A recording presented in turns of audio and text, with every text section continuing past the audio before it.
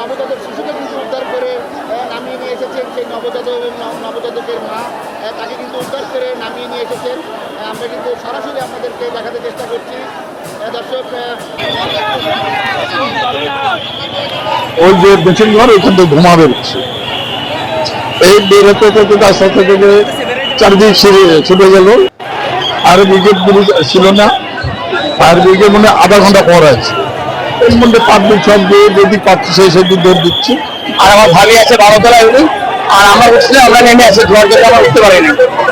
ধোয়ার খুব ধোয়া ছিল জন্য আমরা নেমে আসি, 4 তলা পর্যন্ত উঠে চলে আসছি, পারিনি ভাই। আমার ভাবি আছে, ভাই আছে, আইসুতে আছে। যে সময় দুর্ঘটনাটা ঘটছে আমরা নামার চেষ্টা করতেছি, কর্তৃপক্ষ হাসপাতালের জন্য কোনো বিপদ নাই, আপনার ভিতরে থাকেন।